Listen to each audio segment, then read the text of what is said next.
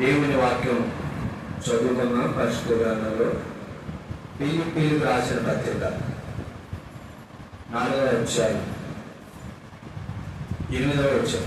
మెట్టుకు సహోదరులారా, ఏ యోగ్యత అయినను ముప్పైనను ఉండిన ఎడల, ఏవి సత్యమైనవో, ఏవి మాన్యమైనవో, ఏవి న్యాయమైనవో, ఏవి పవిత్రమైనవో, ఏవి రమ్యమైనవో, ఏవి ఖ్యాతి గలవో వాటి మీద ధ్యానం ఉంచుకొనుము. చదవనటువంటి లేఖన భాగంలో అపోస్తలుడైన పౌలు గారు ఫిలిప్పీ సంఘానికి పత్రిక రాశారు. 4వ అధ్యాయం 8వ వచనంలో, మెట్టుకు సహోదరులారా, ఏ యోగ్యత అయినను మెప్పైనను ఉండిన ఎడల, ఏవి సత్యమైనవో, ఏవి మాన్యమైనవో, ఏవి న్యాయమైనవో, ఏవి పవిత్రమైనవో, ఏవి రమ్యమైనవో, ఏవి ఖ్యాతి గలవో వాటి మీద ధ్యానం ఉంచుకోండి. మధ్యాహ్న కాల సమయంలో ఆదివారం ఆరాధన వర్తమానంలో ఆలోచన మారితే జీవితం మారుతుంది. ఇది అంశం. ఏంటి? ఆలోచన మారితే జీవితం అనేది మారి. పౌలు గారు ఈ ఫిలిప్పీ సంఘానికి పత్రిక రాశారు. క్రీస్తు శకం 64వ సంవత్సరంలో ఫిలిప్పు గారు పౌలు గారు ఫిలిప్పీ సంఘానికి పత్రిక రాశారు. 3వ మిషనరీ ప్రయాణంలో పౌలు గారు ఉన్నప్పుడు ఈ ఫిలిప్పీ ప్రాంతాన్ని దర్శించారు. పౌలు గారు జైల్లో ఉండి పత్రిక రాశారు. గ్రీకు సామ్రాజ్యాన్ని పరిపాలించినటువంటి అలెగ్జాండర్ గారి యొక్క తండ్రి గారైనటువంటి 2వ ఫిలిప్ పేరు మీద ఈ పట్టణానికి ఫిలిప్ అని పేరు వచ్చు. గ్రీకు ప్రాంతంలో ఉన్నటువంటి ఈ మాసిదోనియా ముఖ్య పట్టణం ఫిలిప్పు. రోమా సామ్రాజ్యంలో ఈ ఫిలిప్పు పట్టణం సైనికులు వారి యొక్క పదవి విరామణ చేసినప్పుడు విశ్రాంతి తీసుకునే స్థలంగా ఉండేది. కనుక ఈ ఫిలిప్పీ సంఘానికి పౌలు గారు ఈ పత్రికను కృతజ్ఞతతో రాశారు. కనుక ఈ ఫిలిప్పీ రాసిన పత్రికలో నుండి మనము ఈ యొక్క లేఖనాన్ని నేర్చుకుంటాం. యూరప్ ప్రాంతంలో ఈ ఫిలిప్పీ పట్టణం ఉంది. పౌలు గారు రోమాలో హౌస్ అరెస్ట్ చేయబడినప్పుడు ఈ పత్రికను రాశారు. ఈ యొక్క 4వ అధ్యాయము యొక్క అంశం ఏంటంటే, జీవితంలో ఆనందం యేసు ప్రభు ద్వారా. ఎవరి ద్వారా? యేసు ప్రభు ద్వారా అనేటటువంటి అంశం. 8వ వచనంలో, ఏమి సత్యమైనవో, ఇక్కడ కొన్ని విషయాలు పౌలు గారి ద్వారా దేవుడు రాయించారు. వాటి మీద ధ్యానం ఉంచుకొని, అంటే వాటిని మనసులో ఉంచుకోవాలని అర్థం. అదే మీకు వాటిని ఎక్కడ ఉంచుకోవాలి? మనసులో. ఎప్పుడు మనసులో అది ఉండాలి. అదే ధ్యానం ఉంచుకోవడం అంటే అర్థం. మొట్టమొదటి విషయం ఏంటంటే, ఇక్కడ రాయబడినటువంటి వాక్య భాగంలో ఏమి సత్యమైనవో, ఏమి సత్యమైనవి, ఏమి అసత్యమైనవి విశ్వాసి గ్రహించాలి. అది అంటారు. చాలా మంది ఏమంటారంటే మాకు అంత జ్ఞానం లేదు కదండి, ఎక్కడ మేము ప్రయోగిస్తూ ఉంటారు. దేవుడు దైవజనుడి ద్వారా చెప్పబడినటువంటి వాక్యం వింటున్నప్పుడు గ్రహింపు కలిగి, రెండవది వాక్యం చదువుతున్నప్పుడు ప్రభు అయినటువంటి యేసుక్రీస్తు వారు గ్రహింపిస్తారు. ఏమి సత్యమేనో వాటిని మనసులో ఉంచుకోవాలి. ఇప్పుడు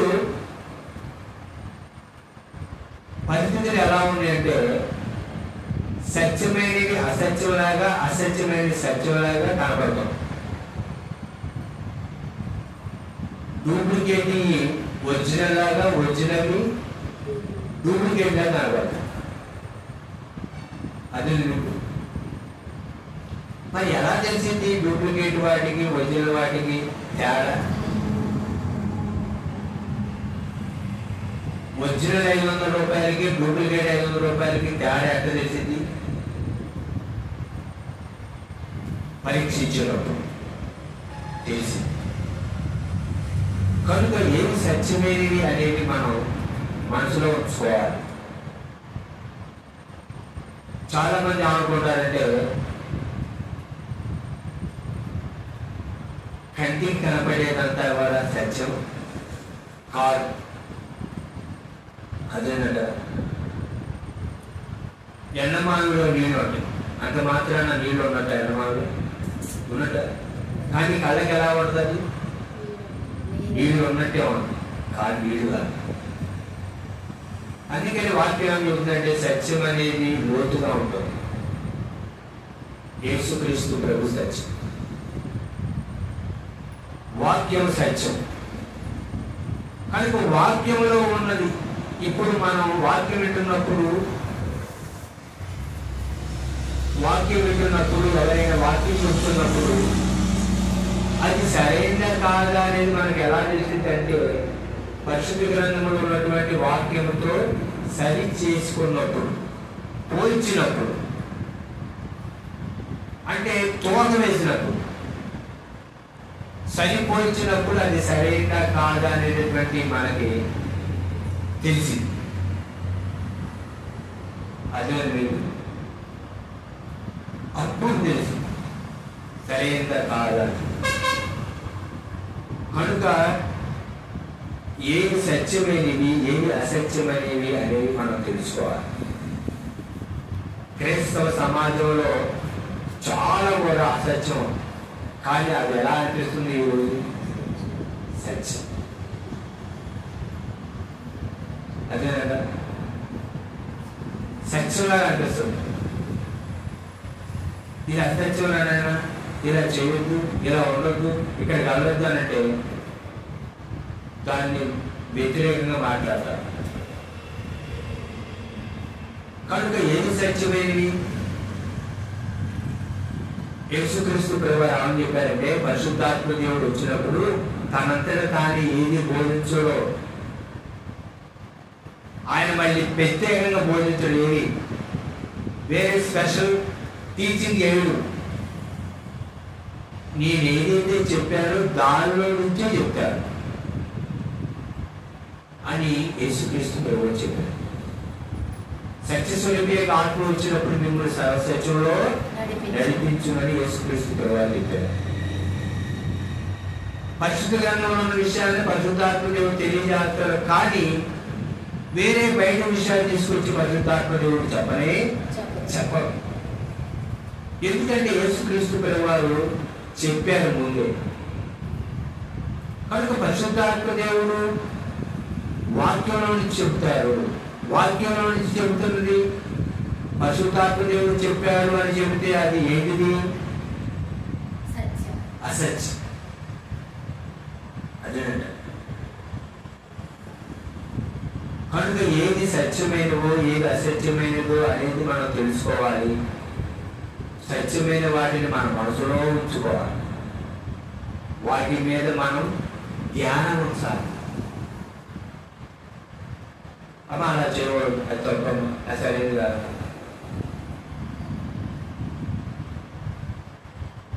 అదే మీకు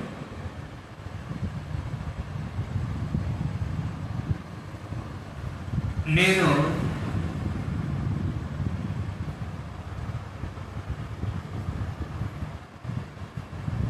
మందముతానండి, ప్రార్థన చేయండి దానికోసం అంటే నేను మందు వ్యాపారం పెట్టుకోవాలండి దాని వరకు ప్రార్థన చేయండి అంటే ఇదేంటి?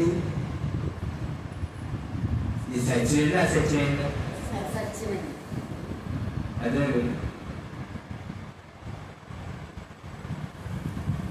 పొగాకు చేయడానికి అయితే 300 రూపాయలు ఇస్తారని పొగాకు చేయడానికి అయితే ఇదేంటిది?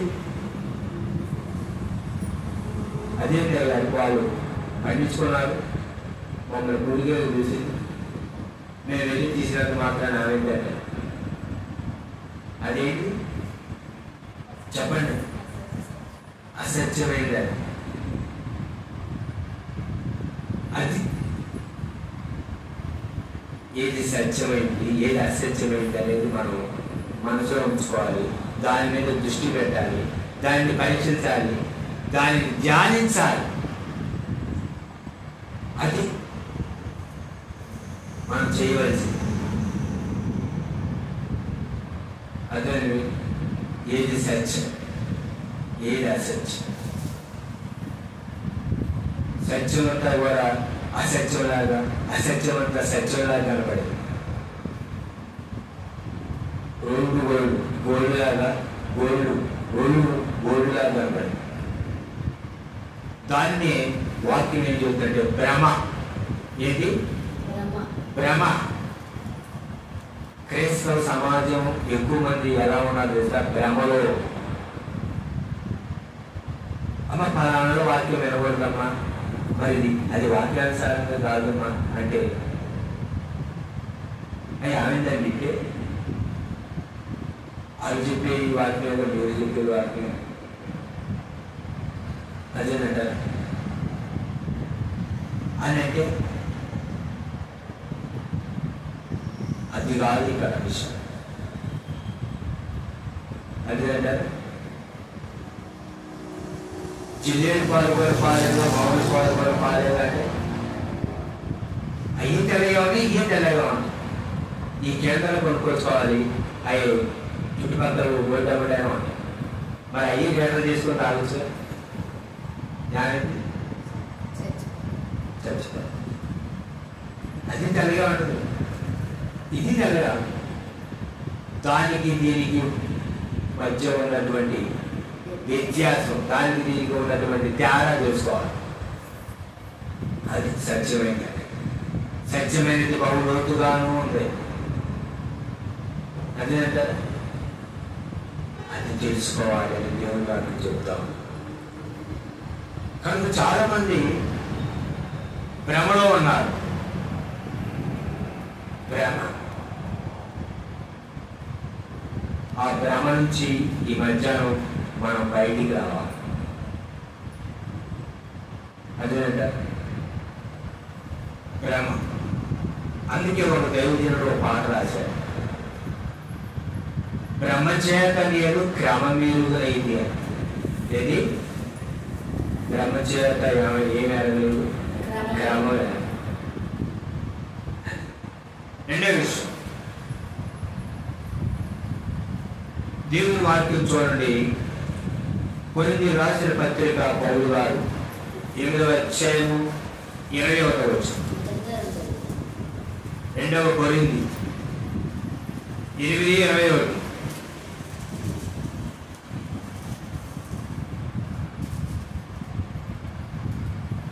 రెండవ కొరింథీయులకు రాసిన పత్రిక 8వ అధ్యాయం 21వ వచనం. ప్రభువు దృష్టి యందు మాత్రమే గాక మనుషుల దృష్టి యందును యోగ్యమైన వాటిని గురించి శ్రద్ధగా ఆలోచించుకొనుచున్నాము. ఏలయనగా ప్రభు దృష్టి యందు మాత్రమే కాక మనుషుల దృష్టి యందును యోగ్యమైన వాటిని గురించి శ్రద్ధగా ఆలోచించుకుంటున్నాము. ఎలా ఆలోచించాలి? శ్రద్ధగా. అదేనంట, శ్రద్ధగా ఆలోచించాలి. మనుషుల దృష్టి ఎందును యోగ్యమైన వాటిని గురించి, వేటిని గురించి? దేవుని వాక్యం చెబుతున్నటువంటి వాస్తవం ఇది. రెండో విషయం, ఏవి మాన్యమైనవో, ఏంటంట ఏవి గౌరవించదగినవో వాటిని గౌరవించాలి, వాటిని గొప్ప చేయాలి. చూద్దాం దేవుని యొక్క వాక్యంలో నుండి అపోస్తలుల కార్యాల గ్రంథం 16వ అధ్యాయం. దేవుని వాక్యం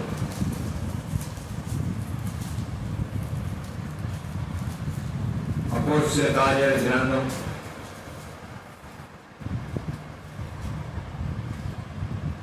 క్షమించాలి అపోస్తలుల కార్యాల గ్రంథం 14వ అధ్యాయం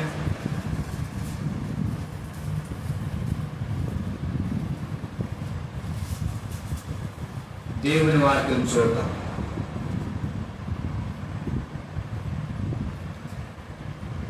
13వ వచనం.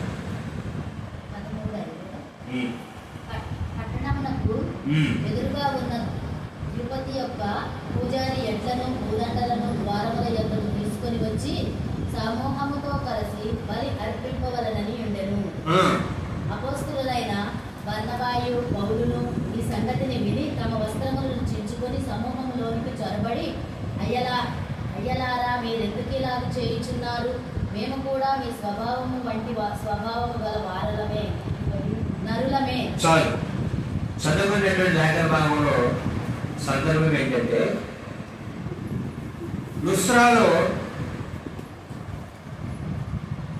పుట్టినది మొదలుకొని పుట్టివాడని ఒక వ్యక్తి ఉన్నారు. పౌలు గారు బర్నబా గారు వచ్చినప్పుడు ఈ యొక్క వ్యక్తి బాగుపడ్డాడు. వెంటనే అక్కడ ఉన్నటువంటి వారు ఏం చేశారంటే,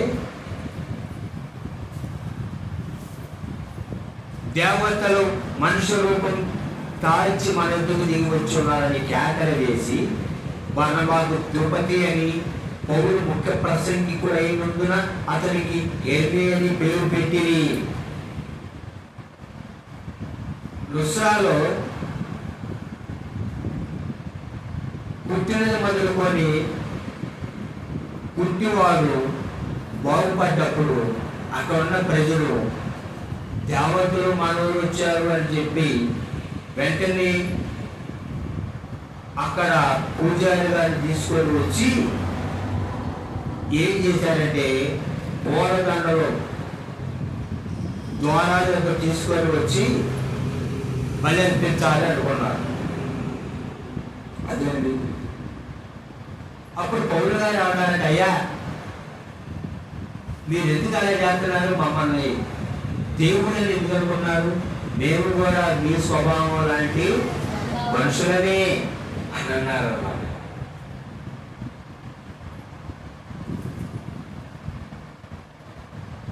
అంటే ఇప్పుడు ఇదెంత ఎందుకు అయ్యారు మాకు చెప్తున్నారు అంటారేమో. దైవజనుడు అంటే దేవుడి ప్రతినిధి, దైవజనుడు గౌరవించాలి, అదేనంటారు. కానీ దైవజనుడు దేవుడు కాదు,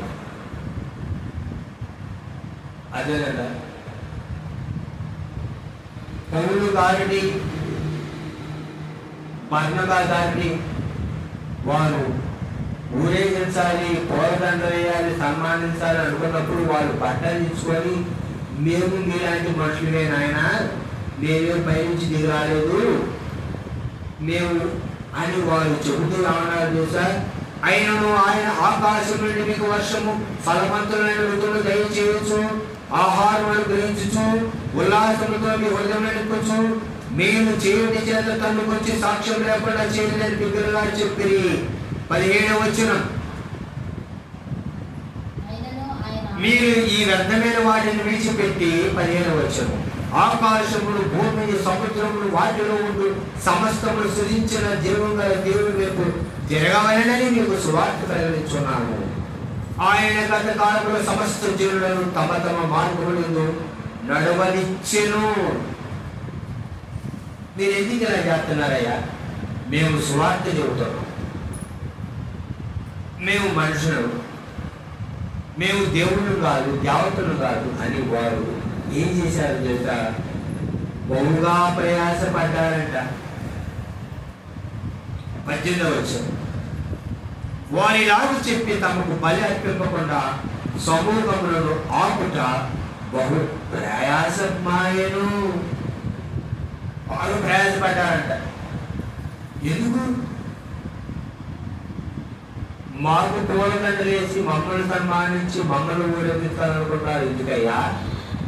మీకు మేము సువార్త చెబుతున్నాము, మీరు యేసుక్రీస్తు ప్రభు తట్టు జరగండి అని వారు చెప్పారు. బలి అర్పింపకుండా, పూలదండలు వేయకుండా, వీరిని సన్మానించకుండా చాలా కష్టపడాల్సి వచ్చింది వారు. కానీ ఈరోజు పరిస్థితి ఏంటి? దైవజనులు అని పిలువబడిన వారు దేవుని వాక్యం కాని వాక్యాన్ని చెప్పడానికి వచ్చినప్పుడు వాళ్ళ కాళ్ళ మీద పూలు కాస్తారు. ఏం చేస్తున్నారు? కాళ్ళ మీద పూలు కాస్తున్నారు, తలల మీద పూలు కాస్తున్నారు. ఇది విగ్రహారాధనతో సమానం. గౌరవించాలి, ఓకే, అదే. కానీ వారిని ఊరేగించకూడదు. వారిని తల మీద పూలు వేయడం, వారు వస్తామంటే మెట్ల మీద పూలు చల్లడం అనేది చేయకూడదు. వాక్యం దీన్ని అంగీకరించదు. ఆనాడు పౌలు గారు, బర్నబా గారు మమ్మల్ని ఊరేగించొద్దు, మా మెడలో పూలదండలు వేయొద్దు, మాకు బలి అర్పించొద్దు అని వారిని ఆపడానికి కష్టపడితే, ఈనాడు తల మీద పూలు వేయడానికి, కాళ్ళ మీద పూలు చల్లడానికి బాగా ప్రయాసపడుతున్నారు. ఏం చేస్తున్నారు? బాగా ప్రయాసపడుతున్నారు. అయ్యా వస్తున్నప్పుడు రెడీ ఉండండి, రేట్లలో పూలు పెట్టుకొని కాళ్ళ మీద వేసేయండి, వస్తున్నారు తల మీద వేసేయండి పూలు. సమాజంలో అభిమాని హీరో వస్తున్నప్పుడు పూలు తాగుతారు, అభిమాన నాయకుడు వస్తున్నప్పుడు పూలు తాగుతారు. కానీ ఇక్కడ మనం అభిమానించేది, మనం ఆరాధించేది యేసుక్రీస్తు ప్రభు. ఆయన పూజించాల్సింది మనం ఆత్మతో సత్యం. ఆ ఏడ్చుకున్న వాళ్ళు కూడా మాకెందుకు పూజ చేస్తున్నారు అని చెప్పరు. మేమేదో దైవాత్మ సంబోధన పై నుండి దిగి వచ్చాం అనేటటువంటి ఫీలింగ్లో ఉంటారు. అదేంటారా? ఆనాడు వారు ప్రయాసపడ్డారు ఆపటానికి, ఈనాడు మీరు ప్రయాసపడుతున్నారు చెయ్యటానికి. అందుకే వాక్యం ఏం చెబుతాము? ఏమి మాన్యమైనవో, ఏంటండి ఏమి మాన్యమైనవో, ఏమి గౌరవించవలసినవి, ఏమి గౌరవించకుండా ఉండేవి అని ఆలోచించాలి. దైవజనం వచ్చినప్పుడు వారికి వందనాలు ఇవ్వడం అనేది గౌరవం. అంత మాత్రాన వేలాది వీరుడు స్వరాజుసు అని పొగడవు. యేసుక్రీస్తు ప్రభు ఒక్కడే పొగడాలి. అదే అంటారా? అపవాది యేసుక్రీస్తు ప్రభు దగ్గరకు వచ్చి ఈ లోకరాజ్యాలనే నీకు ఇస్తా, నాకు నమస్కారం చేయమని చెప్తే యేసుక్రీస్తు ప్రభు అన్నారు, దేవునికి మొక్కి ఆయన మాత్రమే సేవించాలి అని రాయబడి ఉన్నది అన్నారు. నేనైనా మీరైనా మొక్కవలసింది, ఆరాధించాల్సింది, అభిమానించాల్సింది యేసుక్రీస్తు ప్రభు. అదేనంటారు. ఆకాశం నుండి దిగి వచ్చినమే కాదు, మట్టితో తయారు చేయబడి మట్టి మనుషులు. కాకపోతే దేవుడు పిలిచి ఏర్పరచుకొని ఆయన ప్రకటించేటటువంటి పాత్రలుగా, కూరలుగా దేవుడు చేశాడు. అంతే, అంతకుమించి ఏమీ లేవు. అంతకుమించి కనుక ఈరోజు చూడండి సమాజంలో ఆయన గొప్ప, ఈయన గొప్ప, ఈయనకంటే ఆయన గొప్ప, ఆయన ఎక్కువ సంఘాలు పెట్టింది కాబట్టి ఆయన గొప్ప, ఆయన సంఘాలు 10 లక్షల మంది వస్తారు కాబట్టి ఆయన గొప్ప, 1,00,000 మంది వస్తారు కాబట్టి ఆయన గొప్ప. ఎవరు గొప్ప? ఎవరు గొప్ప? యేసుక్రీస్తు గొప్ప. ఈ దేహంలో నుంచి ప్రాణము బయటికి వెళ్ళిపోతాయి. ఏ గొప్ప లేదు. మట్టితో తయారు చేయబడిన ఈ మానవుడు మరలా మట్టిలోకి కలుసుకోవాలి. ఎవరు గొప్ప? అపోస్తలులు అన్నారు, మేము యేసుని జీవోత్సవంతో ఊరేగించుతున్నాము. ఈ మట్టి దేహంలో తన మైశ్వర్యం ఉంచినది. మేము శిలువని యేసును ప్రకటిస్తున్నాము. ఈ మట్టి ఘటములలో తన మహిమించాడు. యేసుక్రీస్తుని బట్టి గొప్ప. అదే ఏవి మాన్యమైనవో అదేనా. చాలా మంది ఆయన గొప్పదండి, అమ్మో ఆయన వాక్యం బాగా చెప్తారని అనుకోవటం.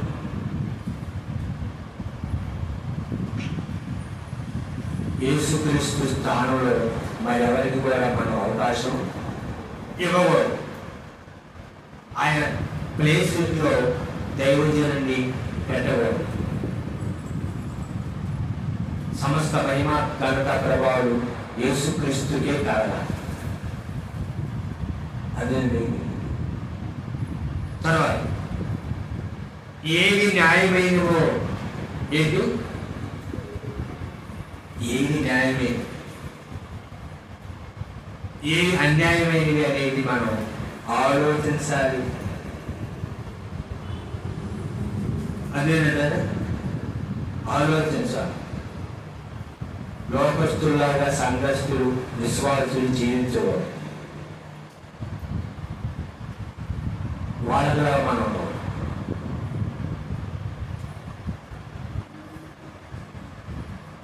వాళ్ళలాగా రూపం ఉంటే వాళ్ళకి నీకు తేడేది.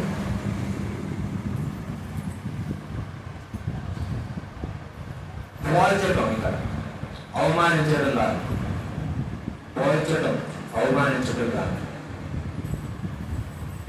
అదేనంటే కాపులకి పౌరాలకి తేడా ఉందా? పౌరంగా ఉండాల్సిన మళ్ళీ కాగితాలు ఉంటే బుద్ధి మారదు.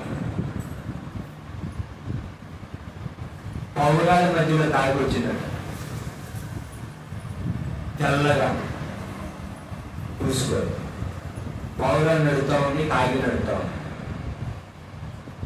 కాకి నడికి పౌరాలు తేడా ఉందా లేదా? ఉందా లేదా? పౌరాలు గుర్తుపెట్టింది మన మధ్యలో ఉంది కాకి పౌరం. కనుక పౌరాల్లో ఉండవలసిన మనం కాకులాగా నడవకూడదు. నీ నడక మారాలి. అదేంటా నడకంటే రోడ్డు మీద నడిచే నడక కాదు, నీ ప్రవర్తన అది నడకండి. అదేంటా పౌరం వల్లే నిష్కపటము, పావు వల్లే కాకిలాగా ఉండవలసిన మన బ్రతుకులు దేవుడు పౌరులాగా మారితే, మనలా నేను కాకిలాగా ఉంటాననుకుంటే కాటికి వెళ్ళిన తర్వాత కాలిపోతున్నారు. అదేనా? కనుక మన దేహంలో ఉన్నప్పుడే మనం మారాలి. కనుక ఏమి న్యాయమైనవి? లోకస్తులు 2 చెట్లు తింటే కనీసం మన వాడు కూడా తిట్టకపోతే చూసే వాళ్ళకి బాగోదని అంటారు. ఏంటి చూసేవాళ్ళకి ఎలా ఉంటే బాగోదు. ఆ 2 పూటలు తింటే కనీసం నేను ఒకటైనా తిట్టకపోతే చూసేవాళ్ళు ఆగుకుంటారు. అదే ఏంటమ్మా నువ్వు అలా మౌనంగా ఉన్నామేంటి అని అనుకో. ప్రెస్టేజ్కి ఏమైంది? ప్రెస్టేజ్కి ఏమైందండి? భంగం వాటిలేదు. ఏమైంది ప్రెస్టేజ్కి? మనమేంటి, మన లెవెలేంటి, మన పరపతి ఏంటి, మన ప్రత్యేకత, దానికి భంగం వాటిలేదు. మన లెవెల్ ఏమైపోదు, పడిపోదు. కనీసం ఒకటి రెండు చెప్పినప్పుడు కనీసం ఒకటి చెప్పిపోతే అట్లా కొంచెం కత్తిరించి వారి గొర్రె ఎలాగే మౌనం ఉందో యేసుక్రీస్తు ప్రభు నీ కోసం నా కోసం మౌనంగా ఉన్నా. చాలా మంది అంటారు ఏమండి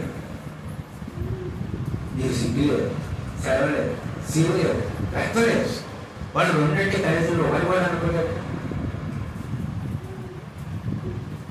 నీకు మౌనంగా ఉండాలి.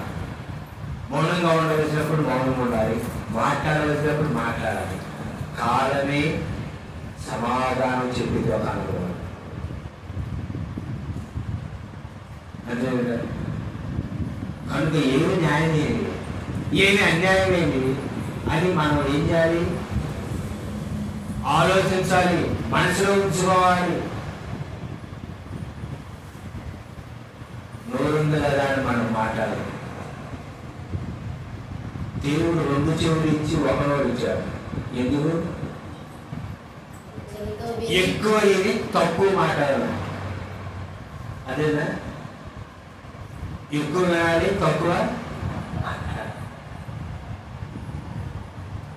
ఆకాశం ఆయన సింహాసనము, భూమి ఆయన పాదపీఠము. మనం భూమి మీద ఉన్నాం కాబట్టి మనం ఎలా ఉండాలి? తగ్గింపు కలిగి ఉండాలి, మౌనంగా ఉండాలి.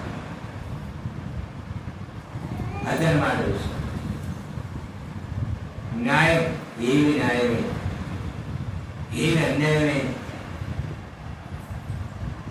తగాదాకి తగున మాట కాదు. కనుక ఏమి న్యాయం, ఏమి అన్యాయం అనేది మనం ఆలోచించాలి. ఏవి పవిత్రమైనవో, ఏవి పవిత్రమైనవి, ఏవి అపవిత్రమైనవి అని మనం ఆలోచించాలి. బైబిల్కి దగ్గర ఉండాలి, మొబైల్కి దూరం ఉండాలి. అదేంటారా?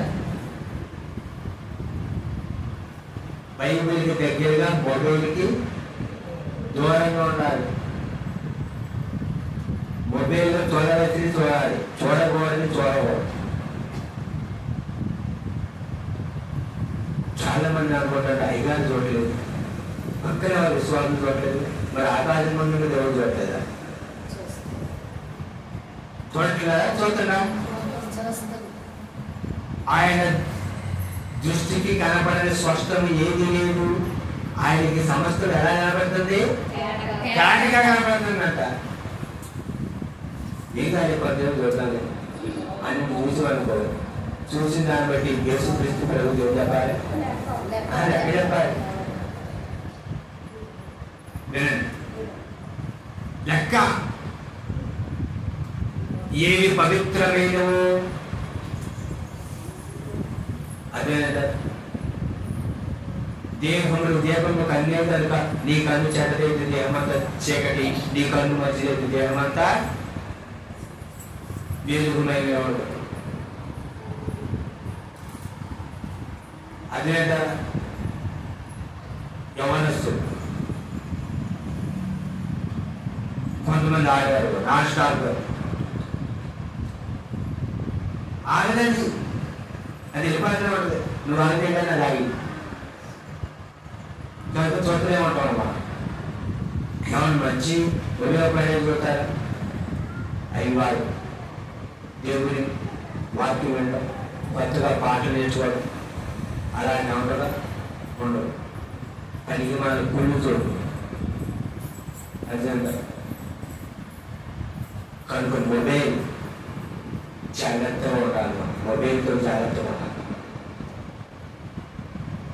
దాన్ని ఎంతవరకు ఉపయోగించుకోవాలో మనం అంతవరకు ఉపయోగించుకోవాలి.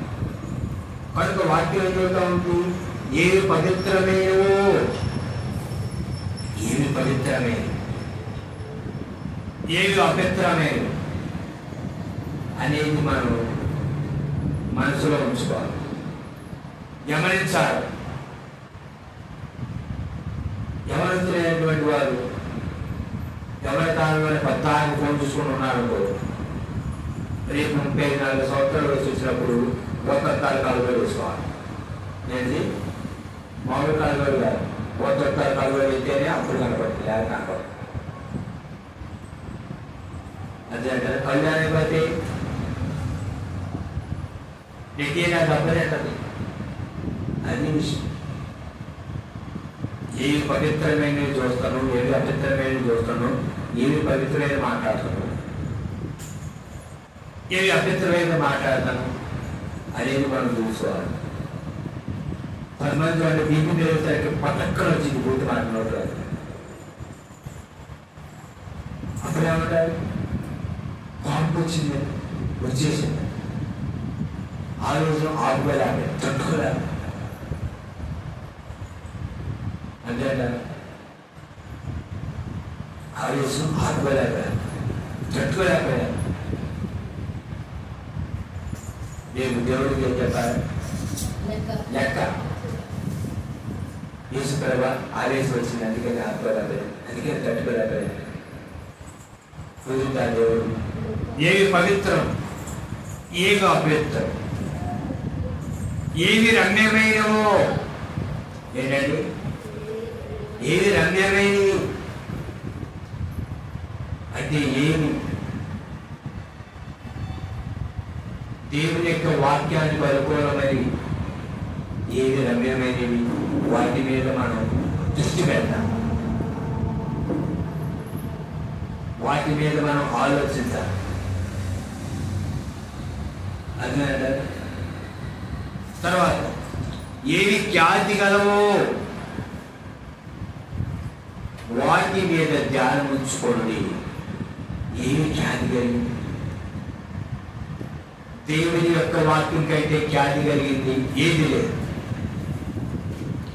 దేవుని యొక్క వాక్యం కంటే సత్యమైంది ఏది లేదు. అదేనంటారా? దేవుని యొక్క వాక్యానికి వ్యతిరేకంగా చెప్పేది ఏదైనా కూడా అది అసత్యం. దేవుని వాక్యమే సత్యం. యేసుక్రీస్తు చెప్పారు, ఈ వాక్యమే సత్యం. ఏవి ఖ్యాతి గలవో వాటి మీద ధ్యానం ఉంచుకోవాలి, వాటిని మనసులో ఉంచుకోవాలి.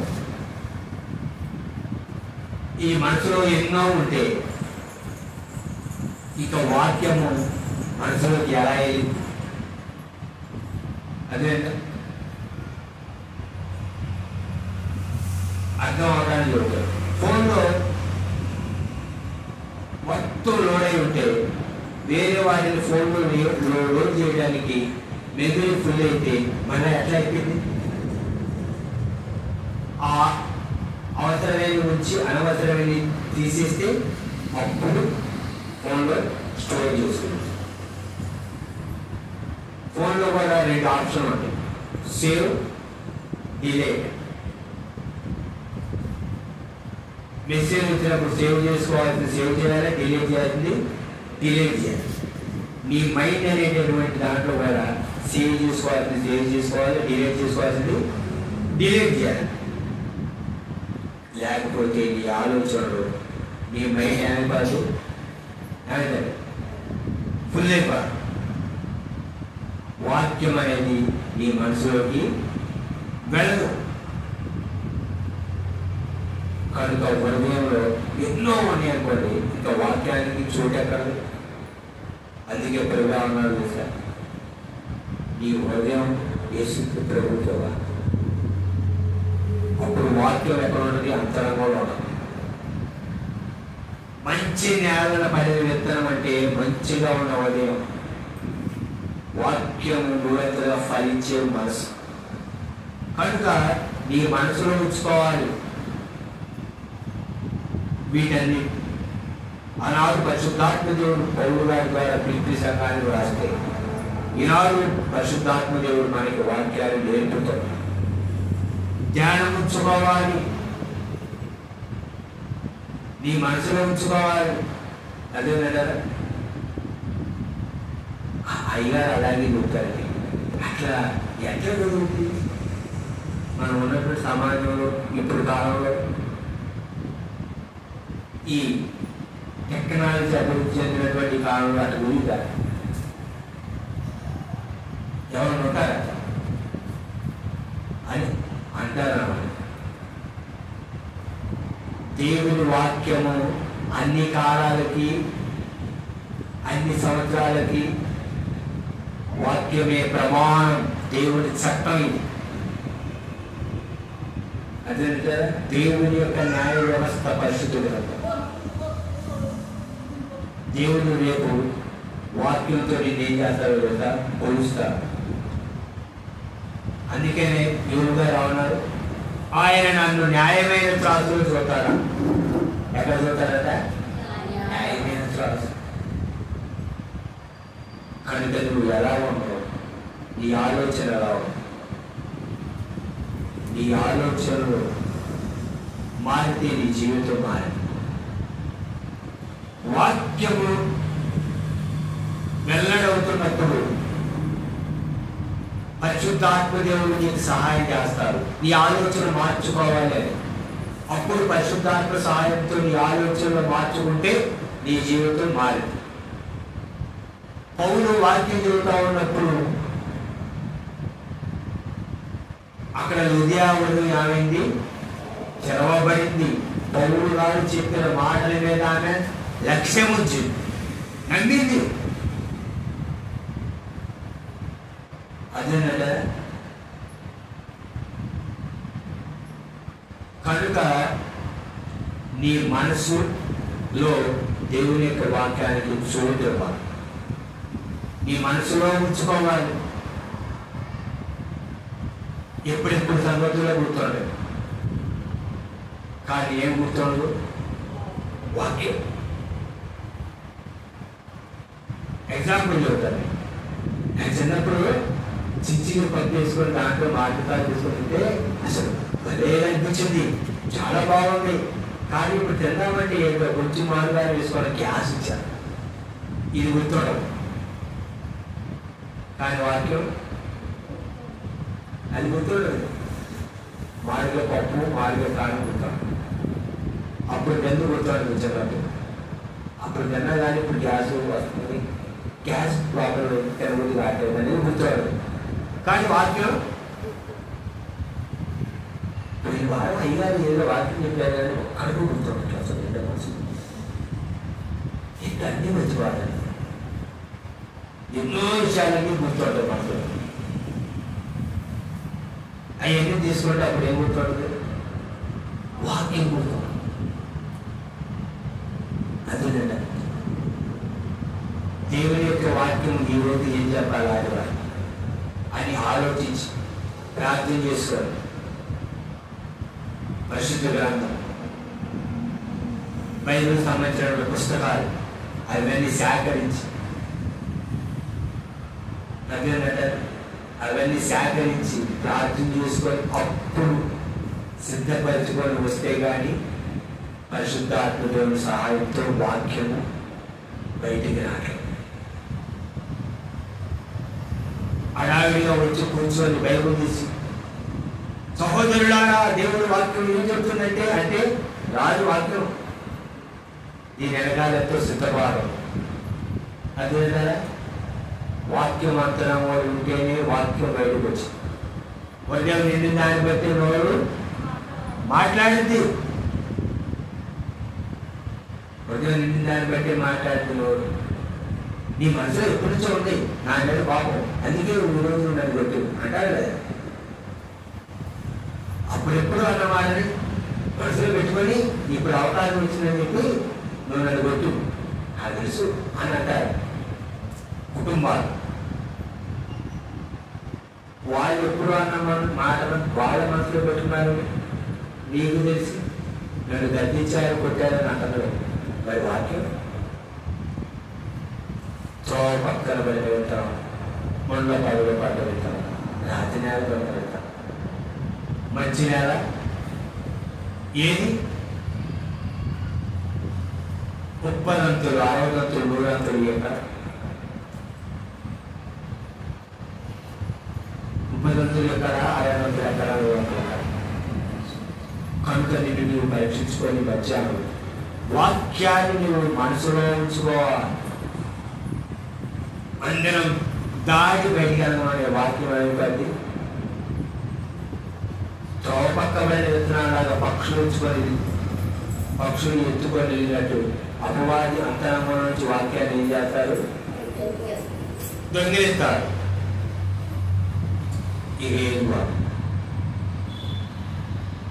వాక్యాన్ని ధ్యానించాలి, వాక్యాన్ని అంతరంలో ఉంచుకోవాలి. వాక్యమే ఆత్మవాహాలు, వాక్యమే నేను జీవానికి తీసుకొని వెళ్ళి కనుక వాక్యం మీద మనసుంచి వాక్యాన్ని ధ్యానించి వాక్యాన్ని మన మనసులో ఉంచుకొని మన ఆలోచన మారితే మన జీవితం మారింది. అతి కృపా ప్రభు మనకు అనుగ్రహించుగా. ఎందుకంటే ప్రభు మన కొరకు ప్రాణం పెట్టారు, రక్తంగా రచించిన నిన్ను రక్షించారు. కనుక నీ ఆలోచన మారాలి, ఆయన వైపు తిరగాలి, యూటర్న్ తీసుకోవాలి, టర్న్ అవ్వాలి. అదే అంటారు. కనుక అట్టి కృపా ప్రభు మనకు అనుగ్రహించుగా. ప్రార్థన చేస్తున్నాం, తల వచ్చి కనిపిస్తున్నాం.